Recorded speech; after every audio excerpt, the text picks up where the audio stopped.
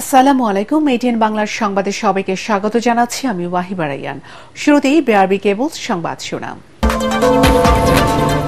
জনসমর্থনহীন দলগুলোই PR পদ্ধতির অজুহাতে জাতীয় নির্বাচনকে অনিশ্চয়তার মুখে ঠেলে দিচ্ছে, অভিযোগ ডাক্তার জাহিদের। জুলাই অভ্যুত্থানে অর্জন রক্ষায় সতর্ক থাকার আহ্বান।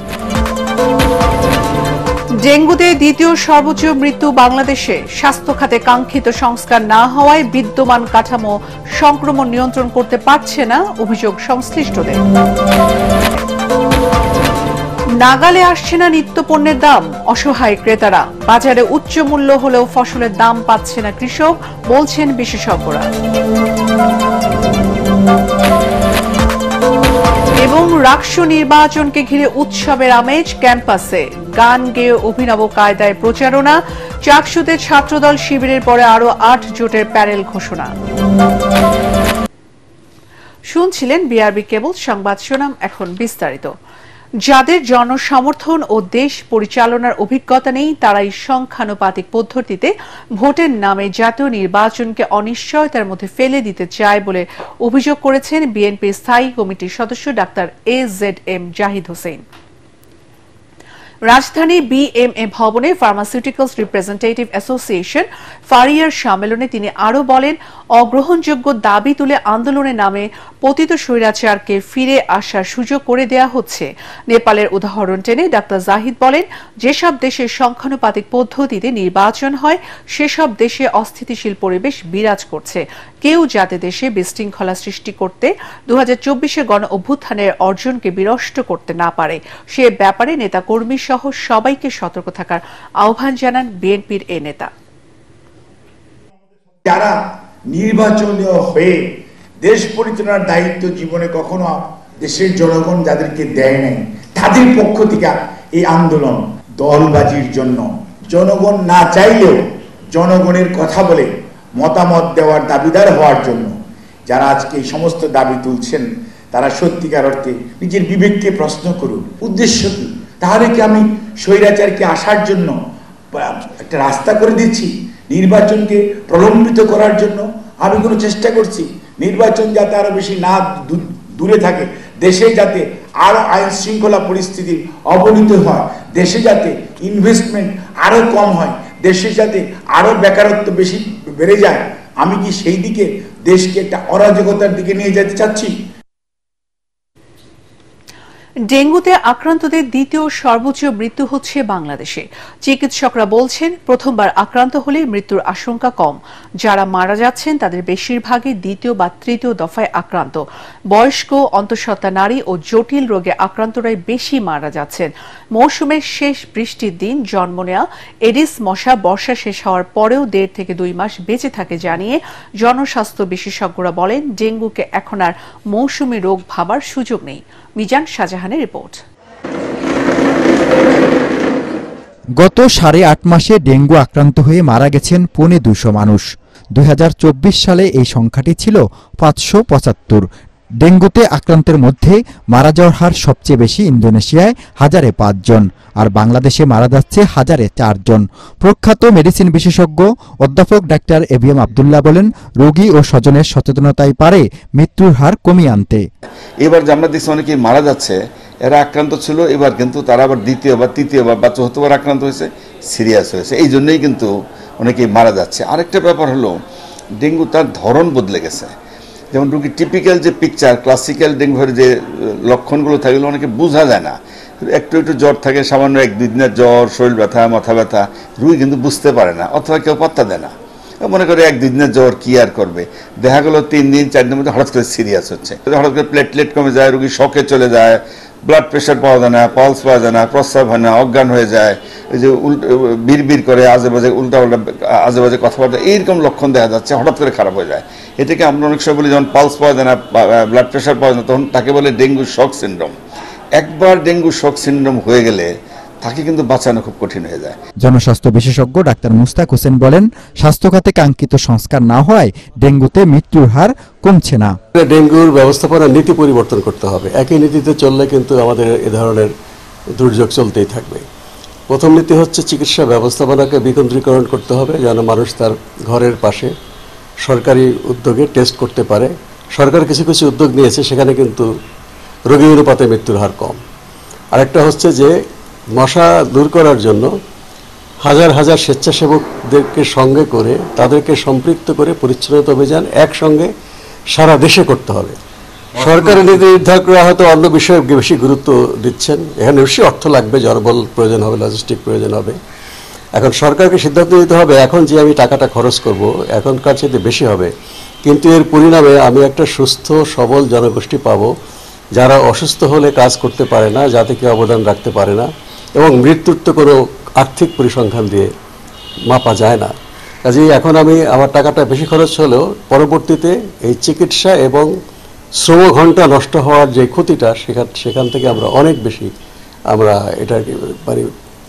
এটা ফেরত পাবো, এই যে অর্থমূল্য। বিশেষজ্ঞরা বলছেন উপসর্গ দেখা দিলে দেরি না করে দ্রুত পরীক্ষা করিয়ে নেওয়া জরুরি। পূর্ণবয়স্ক হয়ে একজন ডেঙ্গু রোগীকে দংশন করবে, তারপরে সে আবার তার শরীরের ভিতরে ভাইরাস নিয়ে ভাইরাসটা বিকশিত হয়ে তখন সে আবার একজন সুস্থ মানুষকে দংশন করবে। এতে তো আপনার মশার দুটো জীবনচক্র সমান। মশা পূর্ণবয়স্ক হলো এবং তারপরে একজনকে দংশন করলো, তাহলে এই হিসাব করে দেখা যাচ্ছে যে প্রায় 1.5 থেকে 2 মাস পর্যন্ত এটা চলতে থাকে। মানে বৃষ্টি যেদিন শেষ হয়ে গেল তারও 1.5 থেকে 2 মাস পর্যন্ত ওই মশাটাই কামড়াতে পারে। হ্যাঁ, সেই ডেঙ্গুর প্রকোপ চলতেই থাকে। পৃথিবীর অনেক দেশে ডেঙ্গুর ভ্যাকসিন নিয়ে কিন্তু ট্রায়াল চলছে, এখনো ট্রায়াল আছে, কিন্তু ব্যাপক হারে মানুষকে কিন্তু ওইভাবে দেওয়া হচ্ছে। অনেক জায়গায় দিচ্ছে, এখনো কিছু কিছু দেশে দিচ্ছে, কিন্তু দেওয়া হচ্ছে না। এই কারণে সবাইকে গণটিকা বলতে যেটা মিন করা হয় এটা কিন্তু এখনো দেওয়া হয় নাই। দেওয়া হলে বা ওইরকম কার্যকরী কোনো টিকা যদি আসে অবশ্যই আমাদের দেশে ভবিষ্যতে প্রশাসন হয়তো সে ব্যাপারে চিন্তা ভাবনা করবে, কিন্তু এখন পর্যন্ত গণহারে টিকা দেওয়ার মতো অবস্থা কিন্তু হয় নাই যেগুলো নিয়ন্ত্রণ করতে পারে। মূল কথা হলো টিকা না আসা পর্যন্ত মশা নিয়ন্ত্রণের জন্য যা যা করা দরকার আমাদের সেটাই করতে হবে। জনগণও করবে, জনগণের দায়িত্ব পালন করবে, প্রশাসন তার দায়িত্ব পালন করবে। মিজান শাহজাহান, এটিএন বাংলা, ঢাকা। নিত্যপণ্যের অসহনীয় দামে নাভিশ্বাস অবস্থা ক্রেতাদের। রাজধানী বাজারে বেশিরভাগ সবজি প্রতি কেজি বিক্রি হচ্ছে 70 থেকে 80 টাকা। বৃষ্টি ও সরবরাহ সংকটের অজুহাতে নাগালের বাইরে মাছের দামও। ছুটির দিনেও 1 কেজির ইলিশ কিনতে গুনতে হচ্ছে 2000 টাকারও বেশি। এদিকে এখনো চড়া চালের দাম। রিপোর্ট করছেন আদ্দিন সজীব। ঢাকার বাজারটা সবজিতে ভরপুর হলেও দামের ভারে দিশেহারা ক্রেতারা। ছুটির দিনে করলা বরবটির কেজি 80 টাকা, ঢেঁড়স কাকরোল সহ বেশিরভাগ সবজির কেজি 70 টাকা। টমেটো সিম কিনতে হচ্ছে 100 টাকা বা তারও বেশি দামে। সব জিনিস হলো 80-100 টাকা, এইটি নিচে কোনো সবজির তরকারির দাম না। বেগুন 120, কাঁচামরিচ নিলাম 180 টাকা করে কিলো। বৃষ্টির সময় এখন তো সবকিছু অ্যাভেলেবল, আসলে এরকম হওয়ার কথা না, কি কারণ বুঝতেছি না, সবকিছুর দাম ঊর্ধ্বমুখী কেন? কি করে মনিটরিংটা করবে কে? কেউ কারো কথা শোনে না। প্রাকৃতিক দুর্যোগ আর সরবরাহ সংকটের অজুহাত বিক্রেতাদের। এখন তো সিজন না, তাই না? শীতকালে আসলে কমবে দাম।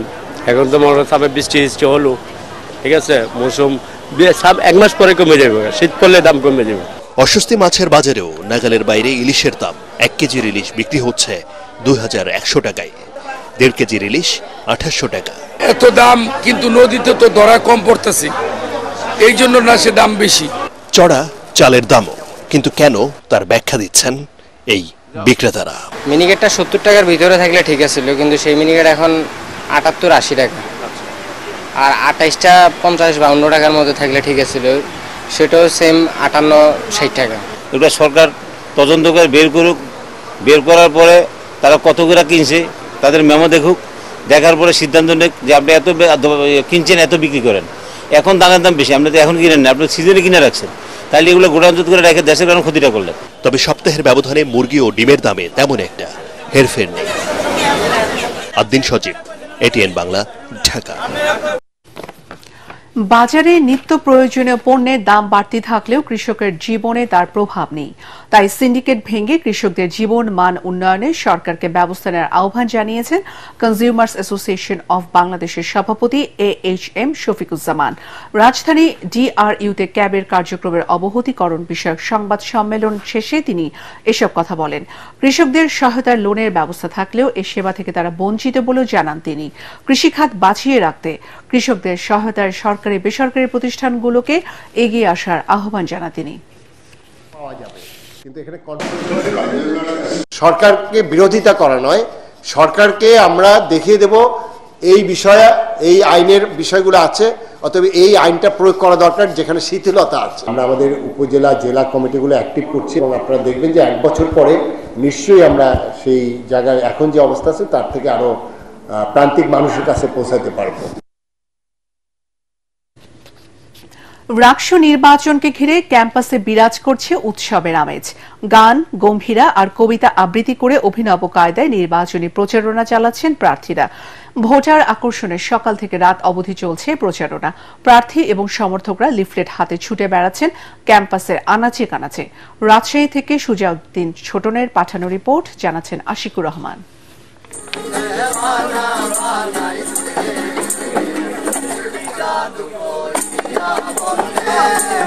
গান ও গম্ভীরা গেয়ে আবার কেউ আবৃত্তি করেও দৃষ্টি আকর্ষণের চেষ্টা করছেন ভোটারদের। এ চিত্রই বলে দিচ্ছে রাজশাহী বিশ্ববিদ্যালয় কেন্দ্রীয় ছাত্র সংসদ রাকসু নির্বাচনকে ঘিরে ক্যাম্পাসে বিরাজ করছে উৎসবের আমেজ।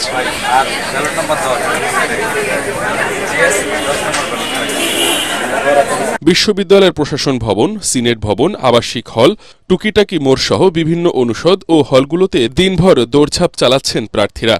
অনেক প্রার্থী নিজের পরিচিতির পাশাপাশি নানা প্রতিশ্রুতিও দিচ্ছেন ভোটারদের। আমরা শিক্ষার্থীদের কাছে যাচ্ছি, শিক্ষার্থীদের কাছে ভোট চাচ্ছি এবং শিক্ষার্থীরা অনেক বেশি উচ্ছ্বসিত। লেজর ভিত্তিক ছাত্র রাজনীতির বাইরে আমি একজন স্বতন্ত্র নির্বাচন করতেছি।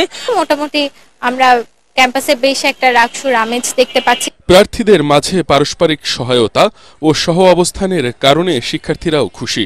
অনেকের মধ্যে অনেক এক্সাইটমেন্ট দেখছি, আবার কিছু কিছু মানুষ আছে যারা আসলে উদাসীন, ভোট নিয়ে দিতে যাচ্ছে না। আমার আশা থাকবে যে যেই আসুক না কেন আমার ক্যাম্পাসে যেন উন্নয়ন হয়। সুষ্ঠু ও শান্তিপূর্ণ রাকসু নির্বাচনের মাধ্যমে নতুন নেতৃত্ব শিক্ষার্থী বান্ধব ক্যাম্পাস গড়ে তুলবে, এমনটাই প্রত্যাশা শিক্ষার্থীদের। Bureau report, ATN Bangla. Chittagong বিশ্ববিদ্যালয় কেন্দ্রীয় ছাত্র সংসদ চাকসুতে বিভিন্ন ছাত্র সংগঠন ও স্বতন্ত্র মিলে 10টি প্যানেল নির্বাচন করার ঘোষণা দিয়েছে। ছাত্রদল ও ইসলামী ছাত্র শিবিরের প্যানেলের বাইরে নির্বাচনে লড়ার ঘোষণা দিয়েছে ইসলামী ছাত্র আন্দোলনের সচেতন শিক্ষার্থী সংসদ। এর ভিপি পদে লড়বেন আব্দুর রহমান রবিন, GS পদে আব্দুর রহমান ও AGS পদে আমিনুল ইসলাম রাকিব। এছাড়াও ছাত্র ইউনিয়ন ও সমাজতান্ত্রিক ছাত্র ফ্রন্টের জোট, দ্রোহ পর্ষদ, বাম সংগঠনগুলোর বৈচিত্র্যের ঐক্য প্যানেল, ছাত্র অধিকার পরিষদের চাকসু ফর র্যাপিড চেঞ্জ, সুফিবাদী আদর্শের অহিংস শিক্ষার ঐক্য, স্বতন্ত্র শিক্ষার্থী সম্মেলন সহ কয়েকটি প্যানেল নির্বাচনে লড়বে। এর আগে মনোনয়নপত্র জমার শেষ দিনে বৃহস্পতিবার 26টি পদের বিপরীতে 429টি মনোনয়নপত্র জমা পড়ে। আগামী 12 অক্টোবর অনুষ্ঠিত হবে চাকসু ও হল সংসদের নির্বাচন।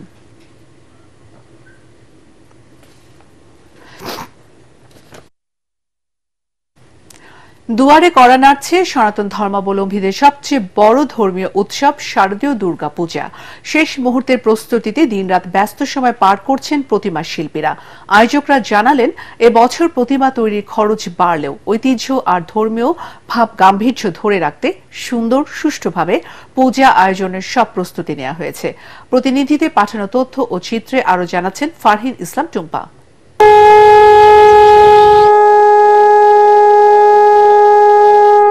অশুভ শক্তির বিনাশ আর জগতের শান্তি প্রতিষ্ঠায় রোববার মহালয়ার মধ্য দিয়ে শুরু হচ্ছে এবারের শারদীয় দুর্গোৎসব।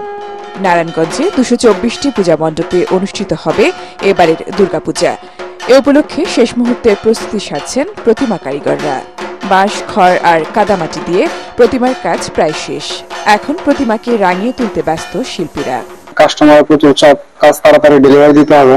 আমরা আমাদের মনের মতো করে সাজিয়ে তোলার চেষ্টা করতেছি। এবার দেবী দুর্গা আগমন করবেন গজে অর্থাৎ হাতিতে, আর প্রস্থান হবে দোলাই চড়ে। আমাদের মা শান্তির বার্তা নিয়ে আসছেন এবং সবার মঙ্গল কামনার্থে। পূজার সার্বিক নিরাপত্তা নিশ্চিতে নেওয়া হয়েছে 4 স্তরের নিরাপত্তা ব্যবস্থা। আমাদের একটা সামাজিক মেলবন্ধন আছে চমৎকার, এই মেলবন্ধনে আমরা এই পূজা করব। আমরা এই প্রতিমা তৈরির সময়টাতে তাদের নিরাপত্তা দেওয়ার ব্যবস্থা রাখছি। নরসিংদীতেও কারিগরদের নিপুণ হাতে ছোঁয়ায় চলছে প্রতিমা তৈরির শেষ সময়ের কাজ। কারিগররা জানান, প্রতিমা তৈরির সামগ্রীর দাম বাড়লেও মজুরি বাড়েনি। মোটামুটি সব জিনিসের দাম বাড়তি। এবছর 362টি মণ্ডপে দুর্গাপূজা অনুষ্ঠিত হতে যাচ্ছে জেলায়। আইন শৃঙ্খলা রক্ষায় নিয়মিত মনিটরিং চলছে বলে জানায় প্রশাসন। তাৎক্ষণিক কিন্তু আমাদের মত বিনিয়োগ করছেন এবং আমাদের সাথে খোঁজখবর নিচ্ছেন। প্রতিটা মণ্ডপে 100 ভলান্টিয়ার উপস্থিত থাকবে। মাগুরায় 621টি মণ্ডপে উদযাপিত হবে এবারের দুর্গাপূজা।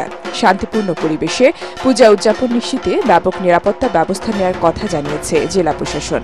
আমি আমার এই কাজ শিখেছি আমার বাবার কাছ থেকে দেখে দেখে শিখেছি। শান্তিপূর্ণভাবে যেন আমরা পূজাটা শেষ করতে পারি। আশা করি যে আমরা গত বছরের চেয়ে এবছর আমাদের প্রস্তুতি আমরা ভালোভাবে নিয়েছি। আগামী 8 সেপ্টেম্বর ষষ্ঠী দিয়ে শুরু হবে দুর্গাপূজার মূল আনুষ্ঠানিকতা, আর শেষ হবে 2 অক্টোবর প্রতিমা বিসর্জনের মধ্য দিয়ে। ফারহিন ইসলাম টুম্পা, এটিএন বাংলা। ভারী বৃষ্টি ও পাহাড়ি ঢলে শেরপুরের ঝিনাইগাতির আকস্মিক বন্যার উজানে উন্নতি হলেও ভাটিতে জলাবদ্ধতা সৃষ্টি হয়েছে। এছাড়া পাহাড়ি ঢলে পানিতে জেলার ঝিনাইগাতি উপজেলার মহারশী ও নালিতাবাড়ী উপজেলার চেল্লাখালী নদীতে স্রোতের পানিতে ডুবে 2 জনের মৃত্যু হয়েছে। স্থানীয় বাসিন্দারা জানান, বৃহস্পতিবার দুপুর থেকে মহারশী ও সোমেশ্বরী নদীর পানি বাড়তে শুরু করে। এক পর্যায়ে মহারশী নদীর বাঁধ ভেঙে লোকালয়ে ও উপজেলা সদর বাজারের পানি ঢুকে পুরো এলাকা ও নালিতাবাড়ী উপজেলার চেল্লাখালী নদীর পানি বেড়ে গোল্লার বিল এলাকা প্লাবিত হয়েছে। ঝিনাইগাতি উপজেলা নির্বাহী অফিসার আশরাফুল আলম রাসেল জানান, মহারশী নদীর পানি তোড়ে ডাকাবর ও দুপুরিয়া এলাকার ভাঙনের কারণে 20 থেকে 25টি বাড়ি ঢলের পানিতে প্লাবিত হয়েছে। তবে এখনও তেমন ক্ষয়ক্ষতি হয়নি। এদিকে জেলা প্রশাসক তরফদার মাহমুদুর রহমান জানান, বন্যা মোকাবেলায় সব ধরনের প্রস্তুতি নেওয়া হয়েছে। এখন পূবালী ব্যাংক বাণিজ্য সংবাদ।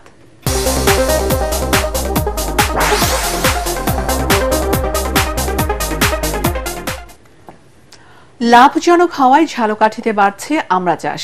বাগান করার 3 বছরের মধ্যে ফলন আর উৎপাদন হয় 15 থেকে 20 বছর পর্যন্ত।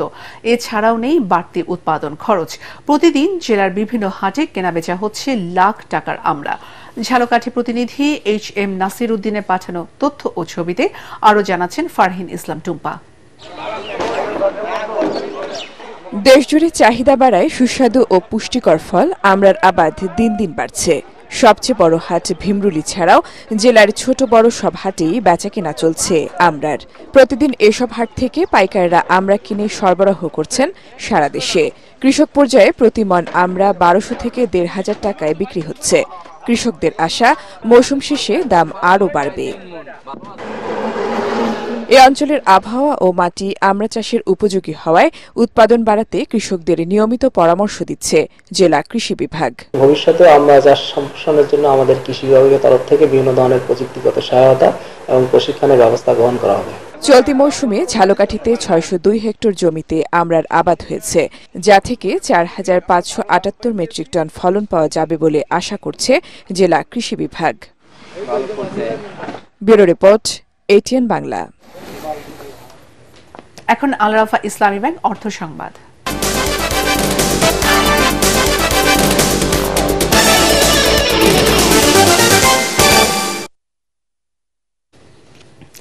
চলতি 2025-26 অর্থ বছরে জুলাই পর্যন্ত দেশের সামগ্রিক বাণিজ্য ঘাটতি কমেছে প্রায় 14 কোটি 80 লাখ ডলার। বাংলাদেশ ব্যাংকের সর্বশেষ প্রতিবেদনে এ তথ্য জানানো হয়। এতে বলা হয় 2025-26 অর্থ বছরে জুলাইয়ের সামগ্রিক বাণিজ্য ঘাটতি দাঁড়িয়েছে 54 কোটি 50 লাখ ডলার। আগের অর্থ বছরে একই সময় ঘাটতি ছিল 69 কোটি 30 লাখ ডলার। অর্থাৎ এক বছরে ঘাটতি কমেছে প্রায় 14 কোটি 80 লাখ ডলার বা 21%-এরও বেশি। এছাড়াও রেমিটেন্স প্রবাহ ও রপ্তানি আয় প্রবৃদ্ধির ফলে চলতি অর্থ বছরের প্রথম মাসে বৈদেশিক লেনদেনের ভারসাম্যে উন্নতি দেখা দিয়েছে। এতে আরও বলা হয়, এ বছরের জুলাইয়ে রপ্তানি আয় হয়েছে 477 কোটি 90 লাখ ডলার। অন্যদিকে আমদানি বেড়ে দাঁড়িয়েছে 627 কোটি ডলারে। সীমান্ত এলাকা থেকে অস্ত্র এনে রাজধানী ঢাকায় সরবরাহের সময় একটি বিদেশি পিস্তল ও বিপুল পরিমাণ গুলিসহ মুশফিক উদ্দিন টগরকে গ্রেফতার করেছে র্যাপিড অ্যাকশন ব্যাটালিয়ন র্যাব ৩। গোপন সংবাদের ভিত্তিতে গতকাল রাজধানীর আজিমপুর এলাকা থেকে তাকে আটক করা হয়।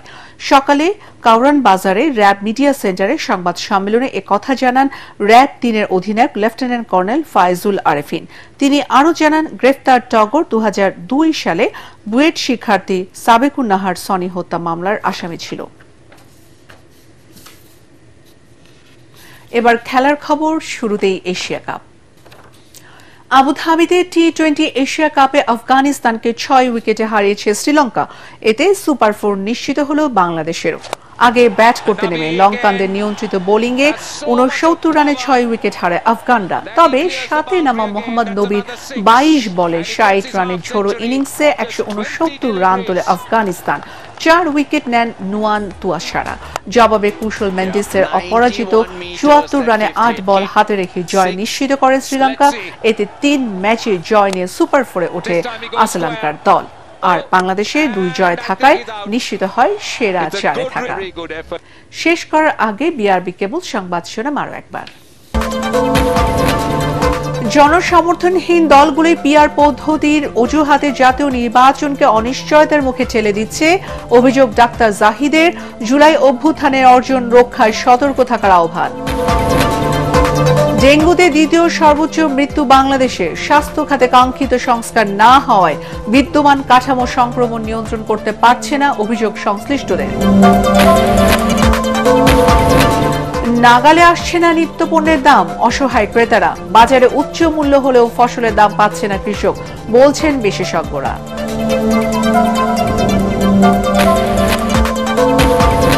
এবং রাকসু নির্বাচনকে ঘিরে উৎসবের আমেজ ক্যাম্পাসে। গান গেয়ে অভিনব কায়দায় প্রচারণা। চাকসুতে ছাত্রদল শিবিরের পরে আরো 8 জোটের প্যানেল ঘোষণা। পরবর্তী সংবাদ দেখার আমন্ত্রণ জানিয়ে এখনকার মতো শেষ করছি। এটিএন বাংলা সংবাদ ইউটিউবে দেখতে ব্রাউজ করুন, youtube/ATN Bangla News। ধন্যবাদ।